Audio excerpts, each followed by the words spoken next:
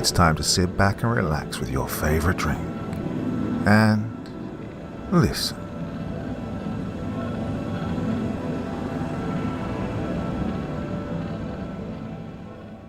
Tales of a Ghost Hunter, Part 1.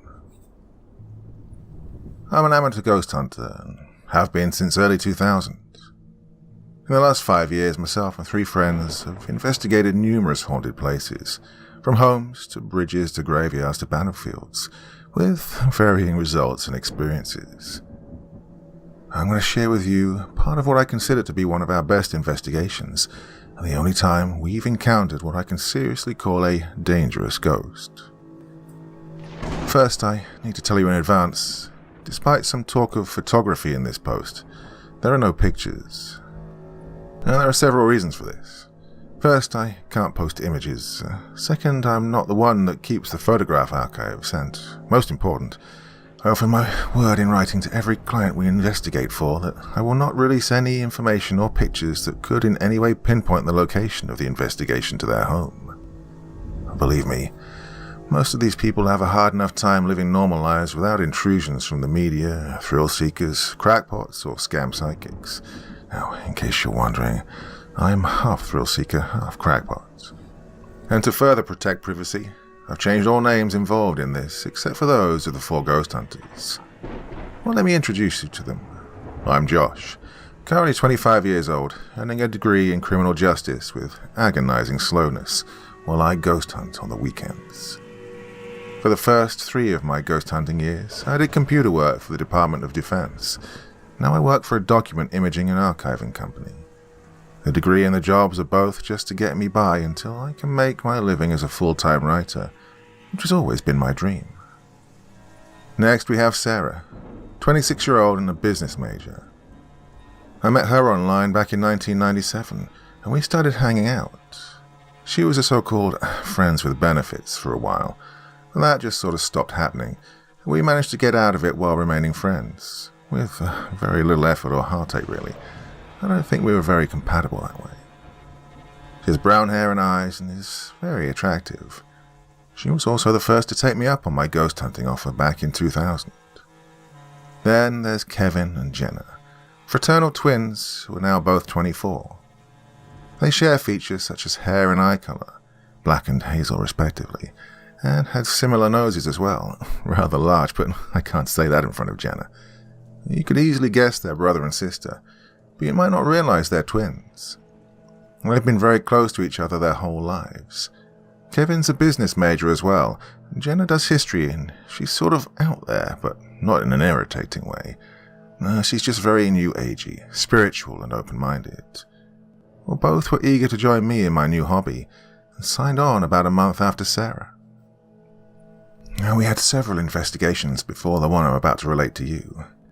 During these early ones, we learned to work as a team, perfected our methods for getting things done, photography, note-taking, and so on, and learned to budget the costs involved.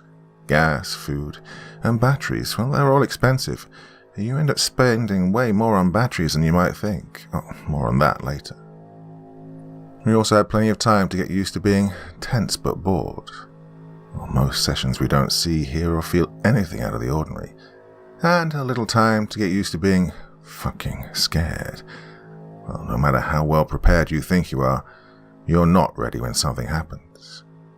Basically, we were a fairly well-oiled machine, all things considered, by the time we took on this mother bitch of a ghost. Now, a word about my stance on ghosts. I'm interested in them as a phenomena. There are thousands upon thousands of reports of ghostly phenomena, going back hundreds of years and even further. The fact that these phenomena occur is, in my opinion, impossible and silly to dispute. Weird things happen in certain places, as evidenced by thousands of eyewitness accounts, from all types of human being. There are photographs, video, and careful scientific observations and investigations. But what is open to questioning is whether or not ghosts are the spirits of the deceased, or if there's something else entirely.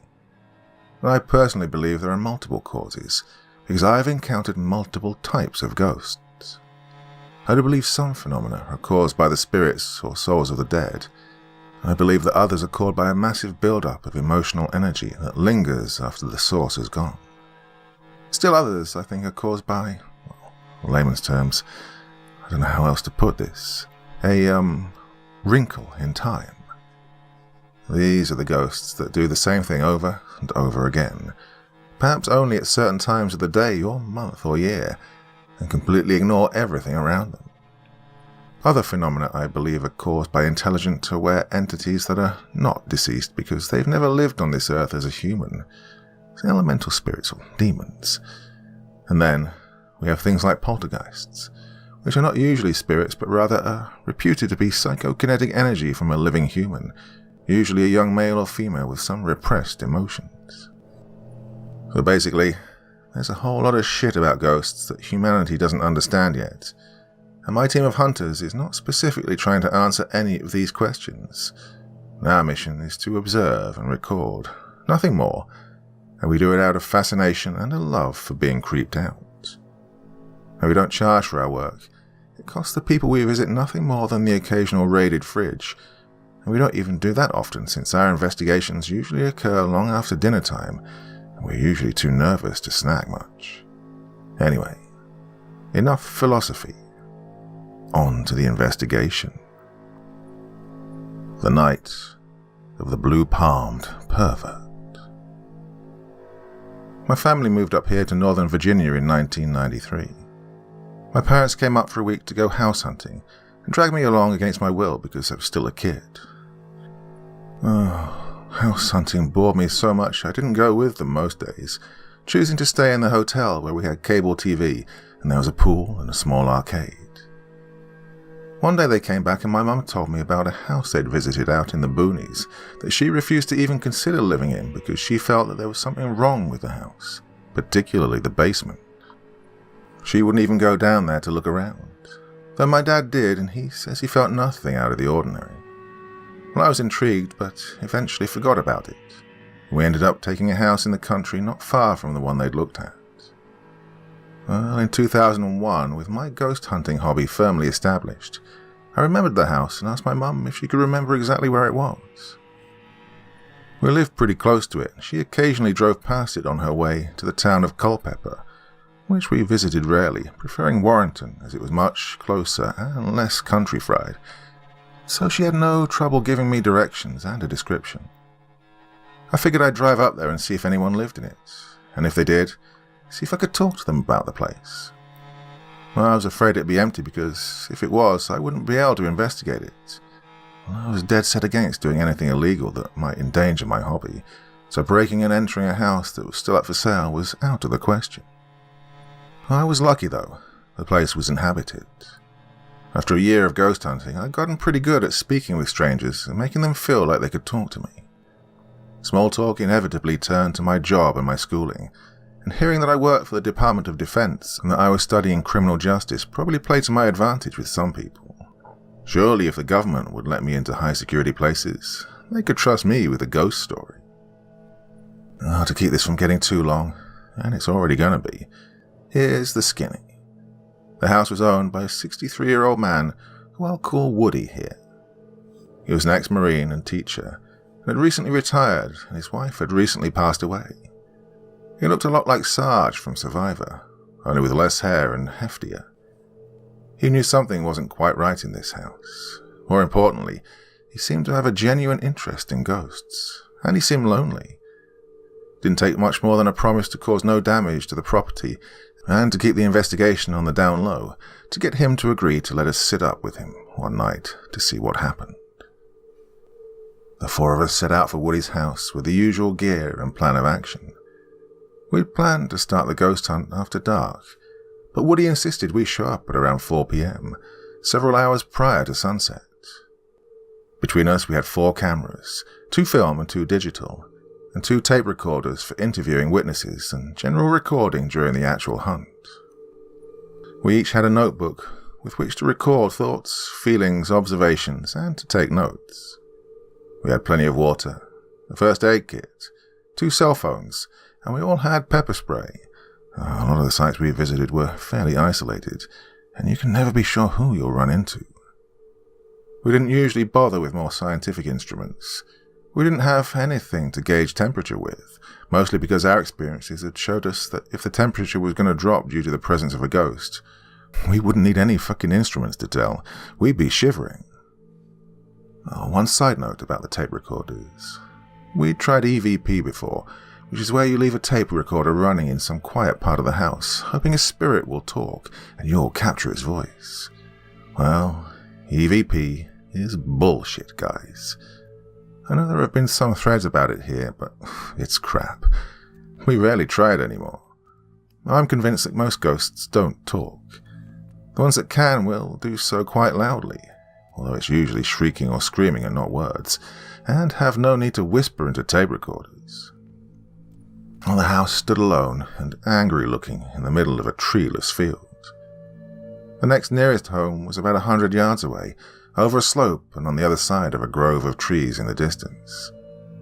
The feeling we got was one of intense isolation. We were a bit keyed up, as we always were on the way to a hunt. Well, anticipation is all part of the fun, and to be fair, the house didn't look all that bad. It was a pretty good-sized one-story home, and Woody kept some flowers growing here and there. Really could have used some trees, though. Well, anyway, we pulled into the driveway, leaving our equipment in the car for the time being, and before we got to the door, we were greeted by Woody. He introduced himself to my friends after shaking hands with me. He then invited us inside and showed us to the den in the back, which I hadn't seen before, having only sat with him in the front family room the day I met him. The den made one thing perfectly clear to us. Woody took his retirement seriously. He had a TV the size of a Hummer and a pool table that wasn't too shabby either. A sliding glass door led to a large back deck, and the grill was hot. Woody had decided to cook out for us since it was early May and it wasn't raining or stormy for a change. Like I said, I think the guy was lonely. Oh man, he made these pepper jack cheeseburgers that would have made him a fortune if he'd gone into the food service business. He also had endless stories about his time in the Marines, most of them about drunken nights or FNG pranks. He told us a bit about having worked as a mink farmer for a while too. Pro tip, minks are fantastic escape artists and they're mean. But the girls got fidgety when they realized that part of the job included slaughtering the mink, so we didn't stick to that subject too long. We ate, chatted, shot some pool, and waited for dark so the vigil could begin. We didn't talk too much about the house or the alleged haunting. Since Woody was the only witness, we figured half the team could interview him while the other half was sitting in the basement. That way any experiences the basement team had couldn't easily be put off as power of suggestion. Inevitably, the sun decided to abandon us to our fate. It was time to go to work. Rule number 1 for my team was that we broke up into teams of 2 and never left each other's side when we were on site. The only exception was when one of us had to pee. His or her partner waited just outside the bathroom door in those situations. We swapped partners frequently to keep us all feeling like we were on the same level with each other. But for this investigation, it'd be myself and Sarah as Team 1, and Kevin and Jenna as Team 2. We walked out to the car to bring in our equipment. First thing you do before going on a ghost hunt is put brand new batteries in all of your gear. First thing you do before beginning the ghost hunt is check them again. Now, we weren't surprised to find that all of our brand new batteries were dead. Now, this is a common phenomenon in ghost hunting. I don't know how or why it happens, but I do know this. Every single time we've found our batteries dead, we've had something happen to us that same night. So while it's freaking expensive, and it's also pretty unnerving, we consider it a good omen to find dead batteries. We swapped them for fresh ones, and this time everything worked. We split up into teams at this point with the intention of searching the outside of the house and the first floor. Woody led myself and Sarah through the house while Kevin and Jenna checked outside. This search is standard for every hunt and has a number of purposes. First, we want to make sure nobody's hiding on the premises with tricks up their sleeve. Second, we get to learn the layout of the place. And third, we get a feel for the place. Now, none of us make any claims to being psychic, but even us mundane people can pick up impressions, and we can certainly notice areas of low temperature, which often indicate supernatural presence. The search revealed nothing. Even standing at the top of the steps to the basement, neither Sarah nor I felt a thing. We brought Kevin and Jenna there, and they also felt nothing. Search concluded, we all made a quick trip to the bathroom, and, gathering our gear, Sarah and I descended alone to the basement while Kevin and Jenna went to interview Woody. We left the basement lights off. We each had a flashlight lantern combo, the kind you can pick up for about $20 at Walmart. I love these little things. We both had ours turned on, cameras in the other hand. We didn't use straps, and we also made the girls tie their hair back tightly, because stray camera straps and stray hairs can both result in false positive phenomena if caught on film. I had a small satchel with a tape recorder and a few other things. And then, down we went. Well, it's hard to describe in words the awful feeling you get heading deliberately into what you believe is a haunted area. Your body kind of tingles, the hairs on the back of your neck stand straight up, and you start to breathe a little heavily. It's entirely involuntary, and it happens every time. No amount of experience of ghost hunting can eliminate this fear. And even worse, once we made it to the bottom of the steps, we became acutely aware of something. Look, I don't want to mislead you here. It wasn't like in the ghost stories where we felt we weren't alone any longer, or felt that something was watching us, or anything corny like that. Picture the word wrong by itself in big, bold black letters on a white sheet of paper. That's the feeling this basement gave me. There was just something about it that wasn't quite right. It felt unclean. Anyway, we searched the area, snapping pictures of everything. The basement was plain. Woody had described what was down there for us, and we found it was just as he said it was. Basically 2 open rooms spanning the entire length of the house, doorless openings at each end forming a circle. In the room in which the steps ended, there were some boxes, neatly stacked, an old table, and a cheap but heavy metal and wooden rack at the far end, filled from top to bottom with paint cans and brushes and such. The second room was liberally covered with newspaper, and there were several sawhorses and a workbench with no tools. Woody had told us he did woodworking as a hobby. He was especially fond of making birdhouses, which a friend of his sold at the local farmers markets for a few bucks each. But that because of the haunting, he didn't use the basement anymore, except to store paints. He'd put some on his rack that very day, and noticed no phenomena when he was down there. We searched the basement quickly and efficiently, and settled down to our vigil, planning to wait long into the night if need be. Somewhere up above us, Woody was being carefully interviewed, one of our tape recorders capturing every word while Kevin and Jenna asked questions and scribbled notes about what he'd experienced. I stood in the opening closest to the paint rack, at the far end from the stairs upwards. The satchel was on the floor next to me, the camera and lantern in my hands. Sarah leaned against a sawhorse. From where I stood, I could see almost the entire basement, and from where she stood, she could see the far end better than me. We turned out the lights and waited. And waited. And waited. We didn't check the time, and we didn't chat much at all, just a few whispers here and there. It was the same boring yet horribly intense routine we'd done many times over the last year. After a while, we managed to put the dread mostly aside and ignore it. We only had a vague sense of time passing down there.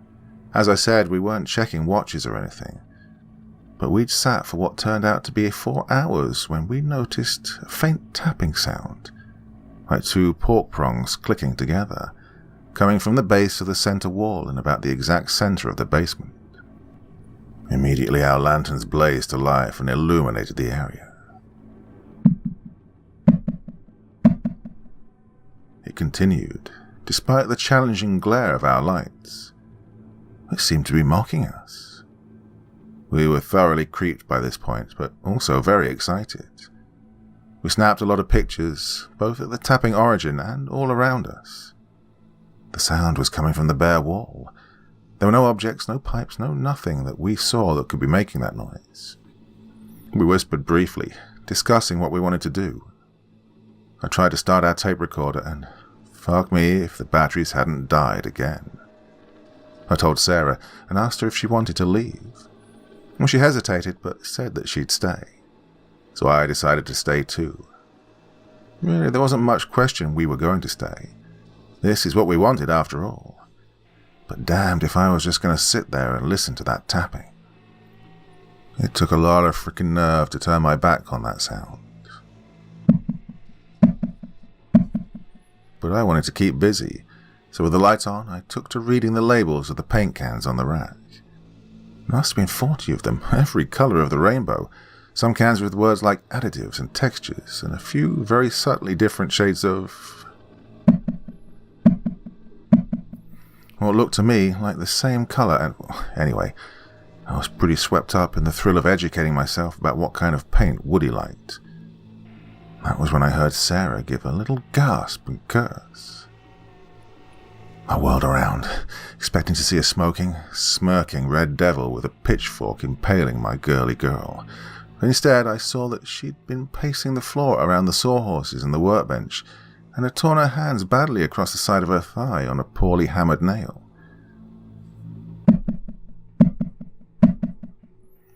I asked if she was all right, and she nodded. Told me she thought so. And then she shocked the hell out of me by undoing her pants and letting them drop to her knees. I guess to check and make sure she wasn't bleeding. Now I have a confession to make. I like seeing girls in their panties. In fact, I'd rather see a girl in panties than see her naked. Or to be more precise, I'd like to see all of you in your panties, all the time. Yes, I am shameless. And so, when Sarah decided to drop her pants with her back to me to see if she was bleeding, I held up my light to get a good look. Well, she knew about my little fetish, and I guess by this point was feeling a little pissy, but more on this later. Well, she told me if I didn't get my light off her ass, I'd quickly find it shoved up mine. Well, I was about to argue. Well, she could do it and blame it on the ghost, and nobody would ever be the wiser. So as she bent to pull her pants back up, I reluctantly turned back to my paint rack. Just in time to watch it finish tipping over toward me. Well, I'm convinced to this day that it was tipped onto one corner while I was gawking at Sarah, and waited until I turned round to come down on me. Anyway, I yelled, scrambled back, and then tripped, while my camera and, thank God, my lantern still in my hands. Alas, the tape recorder, I knew ye well. It landed right on the satchel, and the recorder wasn't meant to bear 180 pounds. The rack crashed down within inches of crushing me, and a lot of the paint cans spilled over. One landed right beside me and began to spill out. But that wasn't all. The frickin' handle on the paint can was furiously slamming up and down by itself, right against my leg. I screamed like a scared little girl, flung it away with my hand, and then pushed myself up onto my feet, getting blue paint all over my hands for my trouble. As the noisy can spun into the corner, all the others off the rack began clacking and clanging as well. It was about this time I noticed the temperature had dropped drastically. Like I said, you don't need any damned expensive gizmos to tell you if there's a ghost in your face. All of this happened in the span of about 10 seconds. Sarah had whirled around at my first cry of alarm when the rack had fallen over. She plainly saw the handle of the blue can clacking by itself, and she panicked just as I panicked. She bolted for the stairs, pants falling back around her knees, and me right behind her. Well, I still had my lantern in my left hand, but had left my camera in the rush. Well, she hit the steps and stumbled, and I blindly reached out with my right hand and shoved her along, too scared to realize I was getting paint everywhere. Kevin, Jenna, and Woody had heard the commotion and were waiting when we burst out at the top steps. I could still hear the clanging of the paint can as I reached the top, and kept running to the front lawn, where we finally stopped, both of us gibbering incoherently. Kevin and Jenna, no stranger to panic, well, previous experiences, rushed out and immediately tried to calm us down. Oh, and Jenna talked Sarah into pulling her damn pants up, while Woody stood on the front porch, apparently torn between helping us and gawking at the mess we'd made coming up. After a few minutes of soothing, we were both resting on the grass and trying to relate what had happened. What a fucking mess. All three of them confirmed after things had settled down that they'd heard the noises as we were coming up the steps.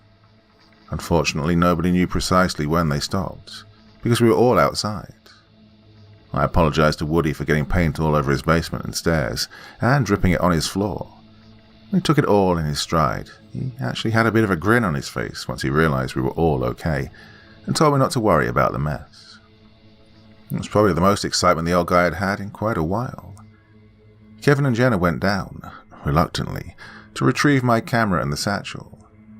The paint cans had stopped clanging now, and the place was a god-awful mess.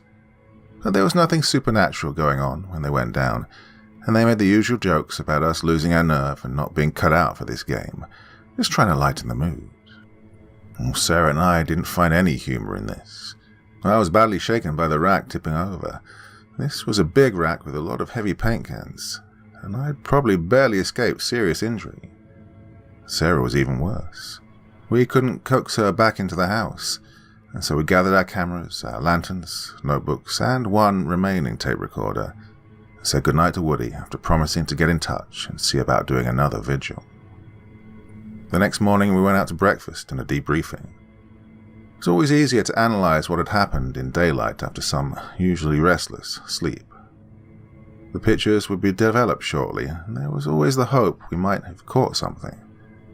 The tape recorder I had was destroyed, and we'd have to replace it, but at least with the batteries having been drained, we know we didn't lose any important recordings. Sarah and I were both in agreement that the tapping was very real. It seemed to be coming from the same place to both of our ears, and that place contained no easily identifiable explanation for the sound. There was, of course, the possibility that something inside the wall was making the noise, piping or whatnot. Well, Sarah maintained that she would not have dropped her pants in some dingy-ass basement in the house of a man she barely knew, and that she felt she was coerced by whatever was in the basement. She also mentioned that, in hindsight, she felt herself growing increasingly angry without explanation as the hours in the basement passed, which is something that hadn't happened to me. Now, knowing Sarah like I do, I have to agree that she's not the type to just drop her pants in front of other people. She's not the show-off type. Doesn't even expose her navel in her daily dress. Now, we could argue that she was concerned she might be bleeding, and that given her intimate history with me, she felt no embarrassment about uncovering herself for a minute. And because of that argument, we don't really draw any solid conclusions about whether or not she was influenced in our report, but given her statements of growing anger during the night, I'm inclined to believe she was. Later trips to this house further solidified our opinion on this. In the end, Sarah and I did find some humour in this whole incident, when we got our pictures developed. When the commotion in the basement started, Kevin, Jenna and Woody ran to the top of the steps. It seems Woody grabbed one of the cameras on the table, which Kevin and Jenna had forgotten to take with them in the heat of the moment. While myself and Sarah were panicking on the front lawn, and Kevin and Jenna were frantically trying to calm us down, Woody snapped a couple of pictures and nobody noticed. We got our photos back, and they contained nothing the least bit ghostly. What they did have was a great picture of Sarah from the rear, pants around her knees, and an almost perfectly formed blue handprint on her ass, where I'd pushed her going up the steps. Thus this investigation, unofficially, was christened the Night of the Blue-Palmed Pervert. And so that's the story of our first trip to Woody's house. I'm writing it now because I got word from his family the other day that he's in hospital. His heart's failing, and they're not sure he's going to make it. He's remained something of an e-friend since our investigation at his house, and I guess this is my way of dealing with the news that he's dying. The four of us are going to visit him this weekend. Part 2. The following Saturday we returned to Woody's house, armed with pizza for dinner and the revelations of Kevin and Jenna's interview with Woody, which we'd listened to, discussed, transcribed, and practically memorized during idle moments of the week. He cleaned up the basement, but at my request had left the rack lying flat on the floor, pushed into a corner with the paint cans stacked in the gaps between the shelves. I didn't want to risk injury or another mess from that stupid rack. Woody's interview gave us good details of the phenomena. Firstly, it was confined entirely to the basement and the stairs leading down to it. Footsteps were common on the stairs. They occurred seemingly at random, always descending. Woody had counted them before, and by his reckoning there were always 22 steps taken, down a flight that had only 12 actual steps. Cue cheesy horror music. Now, on 3 separate occasions that he could recall, he told us he heard the footsteps coming down the stairs while he was in the basement. He saw nothing, and unsurprisingly, after experiencing this, he usually made a hasty exit. He was aware of the tapping sound. It was high-pitched and had a ringing aftertone, as I described it previously, much like fork prongs tapping together. He also heard what he thought was the sound of someone heavily dragging their feet on the basement floor. Now, this always occurred while he was in the basement, on the far side where he kept the sawhorses and the abandoned workbench. He got up his nerve to take a look a few times, but never saw anything. He told us that he and his wife had discussed the basement many times. She had it worse than he did. She'd experienced all the phenomena he did, as well as very sudden, noticeable drops in temperature in the basement. The feeling of anger Sarah experienced was also something she'd reported, along with a strong sense of resentment, though about what exactly she could never figure out. On 3 separate occasions she felt touches on her back, near the shoulder blades. She'd told Woody they were light, persistent, and while not obviously hostile, they were still threatening. I should note at this point that he made it very clear most of the time the basement was just a basement. To have anything out of the ordinary occur was unusual, and his abandoning the area except for use as a paint storage area was more out of the general creepiness of the place than out of too many phenomena. He'd lived in the house for 4 years, plenty of time to get used to it, well, mostly, and come to terms with it, and to track it. The heaviest manifestations were always in the late winter and early spring. Things were usually peaceful in early fall, and occasional footsteps was about all.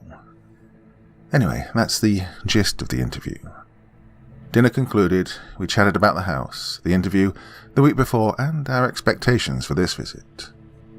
Frankly, I thought it was slim odds that we'd have 2 encounters in 2 visits.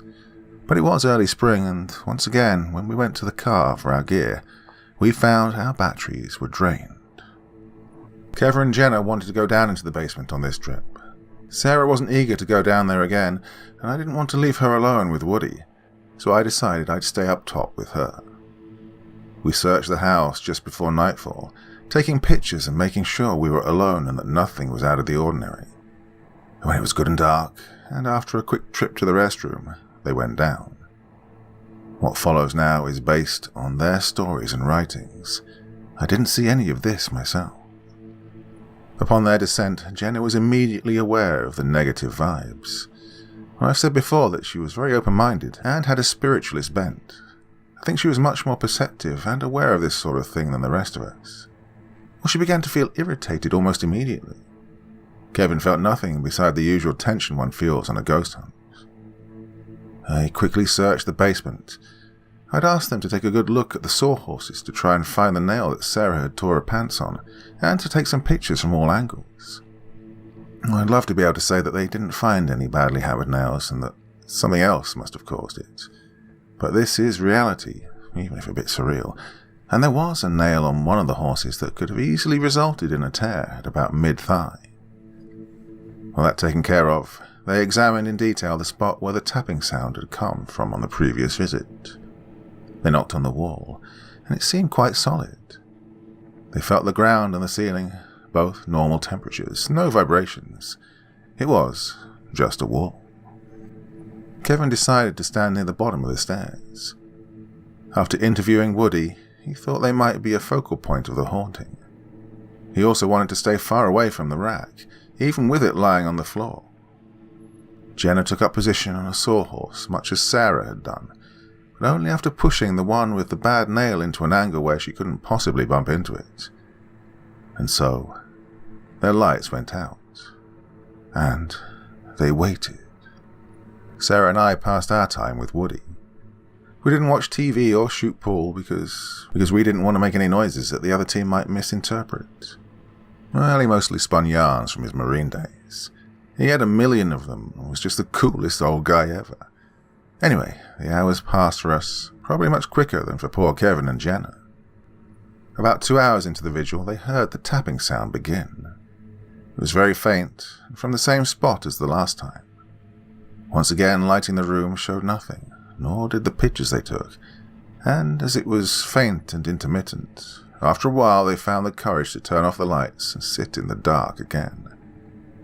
Kevin had begun to become aware of the sense of wrong, and Jenna continued to be aware of a mounting sense of anger within her and in the room. After about an hour of random taps, the room fell silent again. They sat for approximately another hour, when Jenna then stood up to stretch and shift position. When she dropped her hands after stretching, she banged her left hand on the sawhorse, and Kevin heard her give the sawhorse a shove and say, "Oh, fuck you." He was very surprised by this. Jenna wasn't a choir girl by any stretch of the imagination, but none of us had ever heard her utter that word before, and she said it with vigor, almost spat the word out. Well, he talked to her for a few minutes, making sure she wasn't hurt and trying to get a sense of her emotional state. She told him she felt angry, but that she was in control, and that she wanted to stay down. He decided everything was fine, and he also wanted to stay, so again they fell silent and waited. Another 2 hours passed with nothing. It was very late now, and Sarah and I were getting restless, though Woody was an inexhaustible fountain of energy. We were playing cards. Well, I'm not a big fan of Texas Hold'em, but I loves me some 5-card draw and some tonk. Kevin began to hear a thumping sound at this point. It wasn't loud, and it wasn't coming from over near Jenna. He held his ground, listening to it for a few moments to make sure it wasn't a trick of the imagination. And then he flicked on his lantern, to find Jenna absent-mindedly pounding her right fist against the sawhorse. He called her a jerk, told her to knock it off, and switched out the light. A few minutes passed, and the pounding began again. He was about to ask Jenna what the fuck her problem was when he heard a sound directly in front of him. He said it sounded much like someone dragging their feet heavily, just as Woody had described. By this point he was ready to lose it, but he whispered and asked Jenna if she'd heard the noise, and she confirmed that she had. "Well then, quit fucking drumming on the saw so we can hear it better."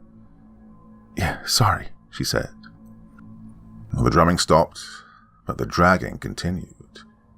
It seemed to move away from Kevin towards the paint rack and the far opening to the back half of the basement where Jenna sat. He saw nothing, but the temperature was beginning to drop dramatically. And then again he heard the pounding coming from Jenna's sawhorse, but this time it's louder. The room is fucking freezing, but he still hears something dragging its damn feet, and he's so focused on hearing it, and trying to ignore the pounding, that it takes him a moment to consider that perhaps he should check on Jenna. "Hey, Jenna," he says. Her lantern comes on, and she immediately bursts into tears. The dragging sound stops immediately, but it's still ice cold in the room. He switches on his lantern, books over to Jenna, and grabs her arm. Well, it's bleeding from where she's been pounding it against the sawhorse, and she's practically hysterical, sobbing loudly. He pulls her over to the stairs, and they book it out of the basement. Sarah, Woody, and I are just waiting near the top, having heard Jenna crying, and as soon as I saw her, I ran for the first aid kit. The one time I can remember breaking the rule of never going solo for even a moment. Man, fuck me, running out alone into the dark on a lonely country road to retrieve a first aid kit from a car was no walk in the park itself. Ghosts, UFOs, some Sasquatches, you never know. Well, Kevin was still pretty coherent, much more than I'd been when I came up the previous week, and noted in his observations later that the cold air stopped immediately at the lip of the top step. "It's like passing out of a block of ice," he said. Now, Woody at this point was deeply concerned. One of us had been hurt, though after calming her down enough to clean the wound, we saw it really wasn't that bad. She'd just rubbed off the first layer or two of skin and caused some capillaries to bleed. We questioned her at length. She wasn't really aware that she was pounding her fist against the sawhorse. That's why she started crying when she turned on the light and looked at her arm. The sudden realization she was hurt scared the hell out of her. She clearly remembered the temperature drop and the foot dragging sound, which had come from around the opposite side of the wall that she sat facing and stopped right next to her. Throughout the night, she said she felt increasingly irritated and angry, up until the foot-dragging sound started, at which point she said she felt much closer to just plain blind rage, and felt a very deep resentment at whatever was making that sound. Woody was reluctant to let us continue after the injury. I told him I'd call him after we'd debriefed ourselves and we'd talk. And thus, this part's finished. Well, I've already told you guys we went back more than one time. Hopefully, I'll tell you more about this tomorrow. Part 3. Despite Woody's concerns for our safety, he agreed to let us try again, and our third and what will be final probe into the mystery of Woody's haunting began with dinner at a restaurant in Warrenton by the name of Tippy's Taco House. Woody drove up and joined us. Well, the place has really good food. We discussed the events of the previous 2 weeks in great depth.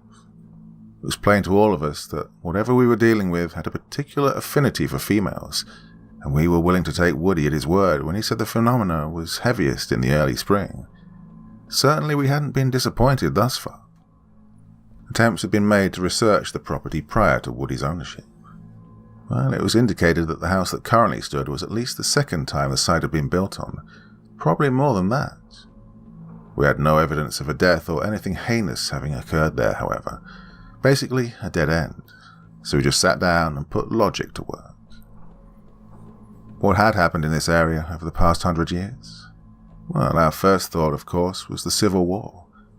We weren't that far from Manassas, where 2 battles had been fought. A little further in the other direction was Fredericksburg, another major battle site. Well, there are numerous markers along the major roads in our area, with little historical tidbits about armies that passed through on their way to this battle or that. Undoubtedly there was plenty of conflict and plenty of death in the history of our region. We'd had experiences with Civil War ghosts before, so it wasn't a stretch to consider that we had another here. We thought about the Underground Railroad as well. Perhaps the ground the house was built on once held a way stop and had something bad happen. There was probably a Native American presence in the area in the earliest days. Then there was always the possibility it was an elemental, or worse, a demon. In other words, we really didn't know. And to this day we still don't, though the events of this third and final night helped us narrow it down considerably.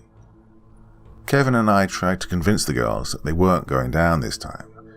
We argued about the apparent danger, reminded them of the effects the previous 2 weeks had had on them, but they invoked the power of the, well, you-know-what, and won the day. It was decided that all 4 of us, along with Woody himself, would descend that night. We geared up. 4 lanterns, 4 cameras, our 1 surviving recorder, and Woody had a few flashlights on hand should we need them. We waited till dusk and searched the premises. All was well except for our batteries, which were, once again, dead. I came pretty close to calling the whole thing off when we discovered that. I've had a very active ghost hunting career, but I've never experienced 3 encounters in 3 weeks. Not once before this incident, and not once since. For at least a few minutes on this final night, I really didn't want to go through it all again. But my ambition and my love of my hobby kept my mouth shut. It was too good an opportunity to let it pass by. We descended the steps single file, and halfway down all 4 lanterns spluttered and died. Momentary panic set in until Woody, who was bringing up the rear, turned back and flicked the switch for the lights over the steps. We retreated to the top floor, where no amount of shaking or fiddling could get the lanterns lit again. These type of lanterns aren't battery-powered. No, they have a bulb that lasts so long, and then you toss the thing and have to buy a new one. They're cheap. Unfortunately, all 4 of ours had just died, to the tune of about $80. I mean, they're not that cheap, damn it. And we were reduced to Woody's flashlight collection. Once we sorted that mess out, we again descended the steps, acutely aware that we were not welcome. We all had a very uneasy feeling that night. Felt like all bets were off, and the dead lantern seemed to be a challenge or a warning. Woody stood near the rack with the biggest flashlight. Sarah and I sat on the sawhorses, while Kevin and Jenna waited near the steps. Each of us pairs had a flashlight between us. We decided that we wouldn't allow the girls to get more than a step away from the guys, and that we would frequently speak to them to make sure they weren't being fucked with. They related their feelings immediately. Dread, anger, resentment. Jenna told us the basement felt different to her this time though, somewhat melancholy. She was convinced something tragic had happened here, but couldn't tell if it was a malicious tragedy, an accident, or something else. As I've mentioned, she makes no claim to being psychic, and says she was just interpreting what she felt. So we waited, in the dark. We made some small talk now and again, mostly checking up on the girls and asking for their feelings. Nothing happened for about the first 2 hours, and at that point, we heard the first faint tapping. It came from the same place as the previous times, and again we lit the area, saw nothing, and took a bunch of pictures that would show us nothing when developed. The tapping faded away after about 20 minutes, and then the minutes dragged by. Jenna and Sarah maintained that they were in control of themselves, though they felt the emotional disturbance very intensely. As for us guys, we felt nothing but creeping dread on the back of our necks. Let's say another hour passed, putting us past midnight and into the morning of May 19th. 2 quick taps preceded a sudden, and I mean fucking sudden, drop in temperature. That was immediately followed by a loud thump right next to where Kevin and Jenna stood. It sounded like something heavy jumping off the steps onto the basement floor. Thoroughly freaked, backpedaled to the sawhorses where Sarah and I stood. All 3 flashlight beams immediately blazed out at the bottom of the steps, and just as quickly dimmed to the point of barely providing any illumination at all. Now this was probably the most, oh fuck, moment I'd ever had in my life up until that point. Something else would top it a few seconds later though. We all began babbling at once. We were in the dark, it was freezing cold, and there was something fucking around with our flashlights. I raised my voice, telling everyone to shut up and hold still. Let's carry this through to the end and blah blah blah. What I wanted to do was fucking bolt, but I held my ground, and so did the rest of them. We heard the sound of dragging feet. I hadn't heard it prior to this, and it gave me the impression of someone in a great deal of pain slowly slogging his or her way across the basement. It moved with agonizing slowness. A 3-legged turtle could have moved faster. Of course, time always slows down during an oh fuck moment, so maybe my perception was just screwed up. Kevin jerked Jenna back over near the stairs to watch and listen. I could hear them and the others breathing very heavily beneath the sound. It followed the same path Kevin had described it taking, from the steps across the first half of the basement to the rack. Woody still had some of the badass Marine in him. Yeah, he held his ground as it went right past him, through the opening to the second half, where the sawhorses were. Sarah and I were pretty much rooted to the spot, even with this thing bearing down on us. We stared in the direction it was coming, the pitiful remnant of our flashlight barely illuminating the space a foot in front of us. It shuffled up next to us and... well, I don't want to say it materialized, because it didn't. No, it was just... there. It had clear, distinct legs, colorless, as ghosts tend to be, I guess, but not transparent like some supposedly are. It wore what I can only call old-timey looking shoes with socks or stockings that ended just below the knee. Above that was just whiteness. I got the impression that it was covered in a sheet, or perhaps wrapped in a cloak or cape. Well, one thing's for sure, it had a hugely swollen belly. I think it was very, very pregnant. At chest level it began to become very indistinct, and it had no shoulders, neck, or head. I'm not saying it had been decapitated, just that, for whatever reason, it didn't manifest itself above the chest. It's hard to describe how the thing looked up top. You know how artists rough out a basic sketch of something they're drawing, and then add detail and polish it until it looks like it should? Well, that's the best way to describe this thing above the chest. It was like an artist roughed it out and didn't finish it. There was no tapering to where the neck should be, just white streaks that continued up, well above where the head would be. It was only there for about 5 seconds, but it really felt like an eternity. I know that's cliche to say, but it's true. I just stared at it. I was aware of how god-awful cold it was in the room, and vaguely aware of the other 4 people there with me gawking at this thing. I remember being thankful that it had no eyes, and, well, I felt a profound sense of achievement. I'd waited my whole life to see a ghost. I'd heard plenty of them prior to this, and I'd felt their presence, but I'd never seen one. It wasn't as thrilling as I thought it would be, though. More than anything, I felt a deep, unrelenting sorrow for whoever or whatever this was. But behind those feelings were words of warning. Unfriendly. Unclean. Wrong. It faded away. It only took a couple of seconds, but it did so much slower than it appeared. Sarah and I felt something disturb the air, running past us towards the steps. But Kevin and Jenna, who were standing at the bottom of the said steps, felt nothing.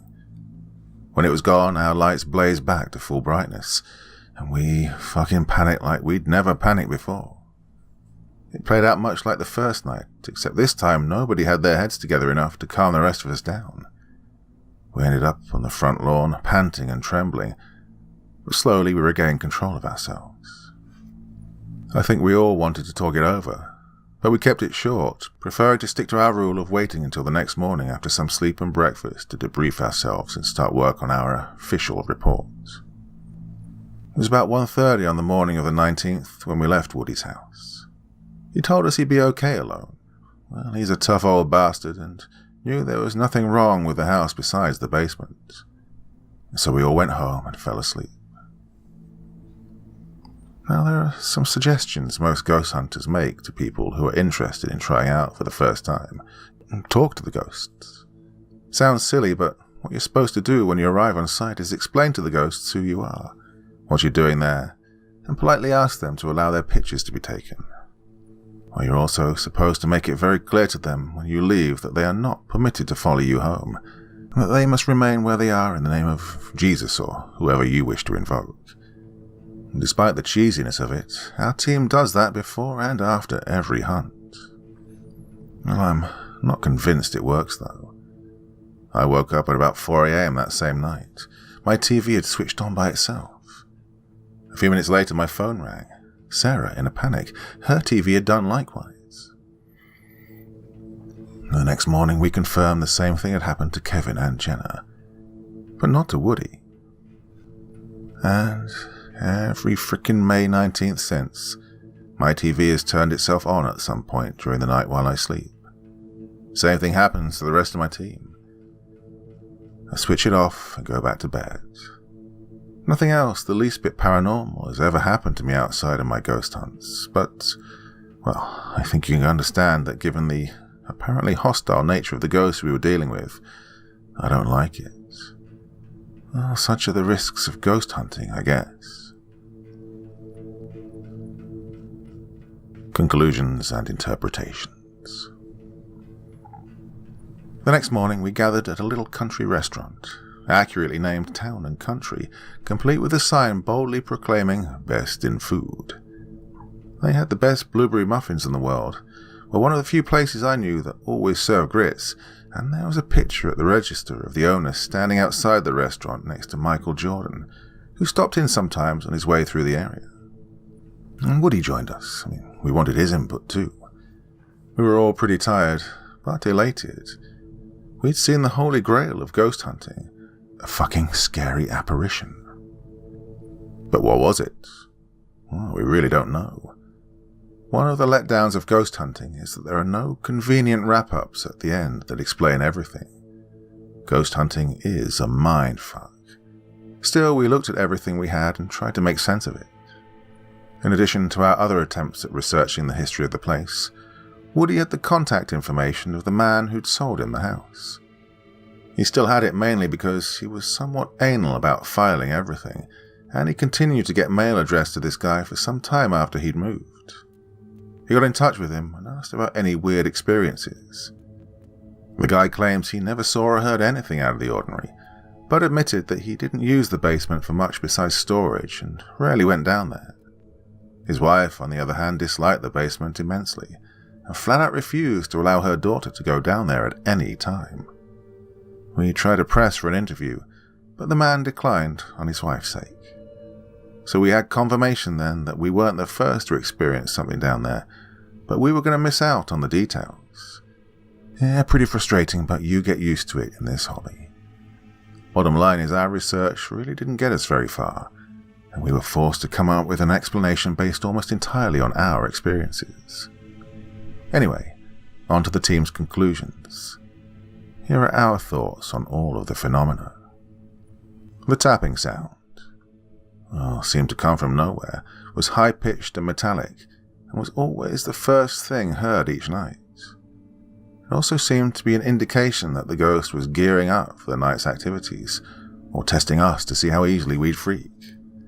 I've mentioned the fork prongs thing a couple of times now.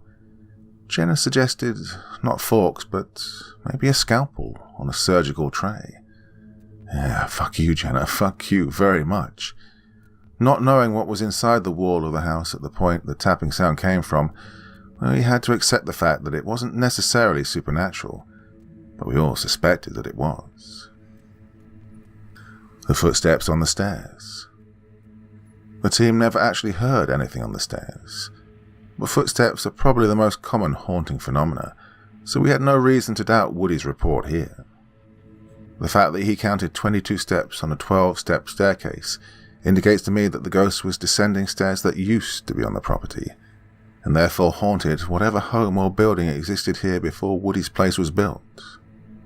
Woody's place was about 60 years old, so the ghost was at least that old, and I suspect it was much older.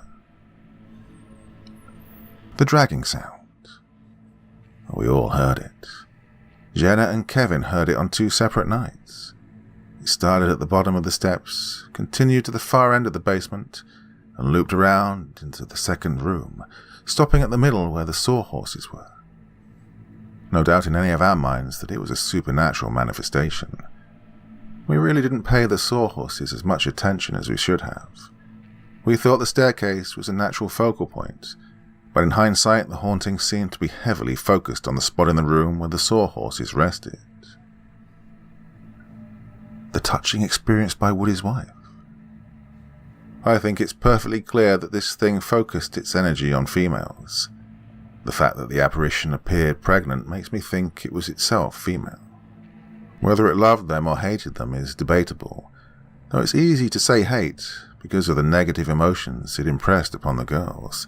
Now, do keep in mind that the only one the ghost appeared to try to specifically harm was me, by tipping that frickin' rack over on me. Anyway, I left the touching out of my overall conclusions, because we heard it from Woody, who heard it from his wife, who could have just been imagining it. Too far removed from direct experience to really be something we can count. The emotional impact on our girls. Again, this thing was attracted to women. It's easy to say it disliked them, and that's why they felt such anger and resentment towards the actual entity. However, consider the possibility that since it appeared to be a woman itself, it empathized with our girls and I guess this is the best way to say it, projected its own feelings onto them. At this point we have to question Jenna's harming herself on the sawhorse. Did the ghost coerce her into doing that, or was it simply an unconscious effort on her part to use up the energy the negative emotions were giving her? I don't know, but I don't think the ghost did it on purpose. So, what have we got thus far? A pregnant female that feels a deep sense of anger and resentment, apparently at herself, who tries to express her despair to other women. At this point, I'd like to remind you just how completely subjective all of this is.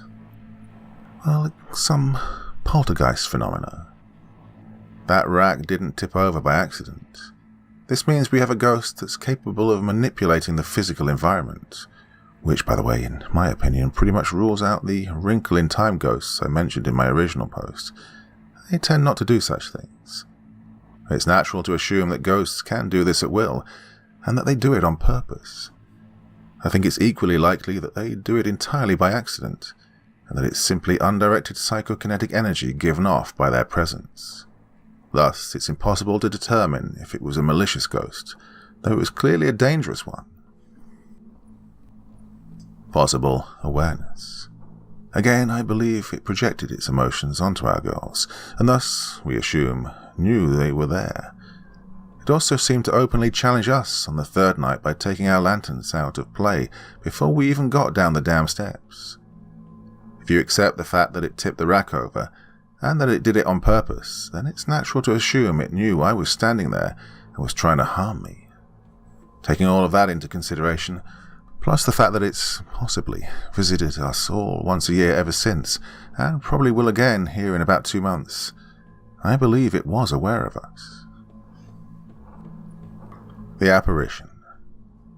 The fact that it didn't manifest all of itself isn't necessarily telling us anything, though a famous ghost hunter by the name of Elliot O'Donnell, passed away in the 1950s I think, once theorized in one of his stories that elemental spirits, having never been human, have a hard time of manifesting a complete human form, and either leave parts out, or substitute them for something else.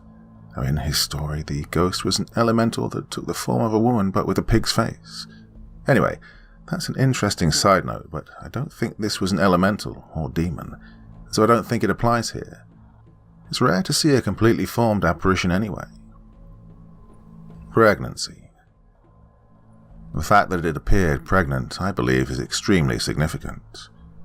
Was it pregnant when it died? Maybe. Perhaps the child it carried was also very important to it. Maybe it was stillborn, or she miscarried.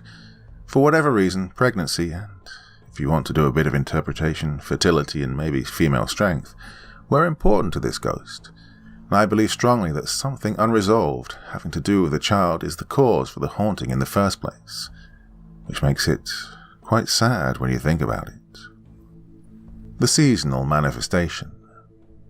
If indeed the ghost in question was pregnant at or near the time of her death, it's not too big a stretch to assume that her baby was born or was at least due in the early spring, when manifestations are most common. That wrong feeling. I stated that I felt unclean in the basement, that something was just not right, and that the spirit itself was unfriendly and dirty. All 4 of the others felt likewise. Well, I think the wrongness was just our human instincts warning us that something funny was going on with this basement. I believe we all still possess our animal instincts. We just don't have much need to tap into them living in a fairly safe and civilized society. Well, the feeling of uncleanliness could have been another projection of the ghost's own feelings about itself. Perhaps this woman got pregnant out of wedlock, or was raped and subsequently became pregnant during a time when such a thing was considered a very grave sin and would have led to her being outcast. She likely would have felt a deep sense of shame and self-loathing, further leading to the feelings of anger and resentment that she tried to share with the girls. For some reason, thinking about this, I don't think she was Civil War era. No, I'm thinking even earlier. The yearly visit. Oh, fucked if I know what to think about this one. Since we didn't do jack shit for the ghost, besides intrude on its place of sorrow, I doubt it's dropping by to say, hey, how's it going? We theorized that it's not actually the ghost at all, but that we were simply so deeply moved by our experience that our subconscious fires off a burst of psychokinetic energy on the anniversary and ends up activating something in the house to wake us up. And, having said that, now's a good time to mention just how much this experience did affect all of us. If it's any indication, I'm typing this line with tears in my eyes. Even 4 years after the fact, I can get extremely worked up about it. It was without doubt one of the most intense experiences of my life, and my view of the world changed afterward. It's convinced me that emotions and instincts have power, have energy, and that even though science can't explain how, we are more than capable of picking up on these things from each other. Yeah, it's heavily influenced my desire to continue ghost hunting. Woody's remained in the house in the years since, rarely using the basement. He maintains that it's still haunted, hearing footsteps about twice monthly, except in the early spring when it's far more common. We've never been back. We haven't even really been tempted to go back. I feel we overstayed our welcome, and I'm smart enough to bow out gracefully.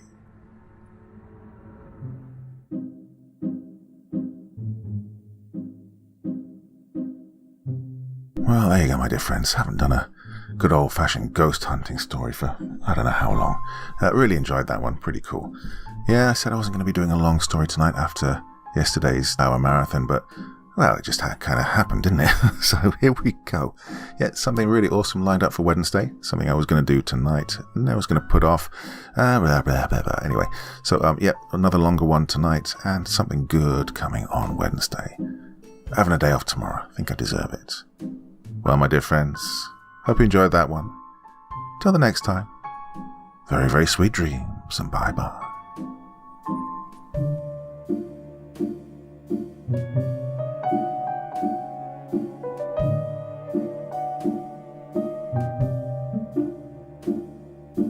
Thank you so much for taking the time to listen to this story today. Really means a lot to me and to the author of the story, of course. Well, if you want to know more about me, I'm pretty much everywhere on social media. You can find me on Facebook, Twitter, Instagram. You can download my music on SoundCloud. I've got a Patreon if you feel like. Throw me $1 or $2. Very much appreciated. And of course, on Reddit, I have a place where you can leave stories if you want me to read one that you've written. Well, hoping to see you all again very soon.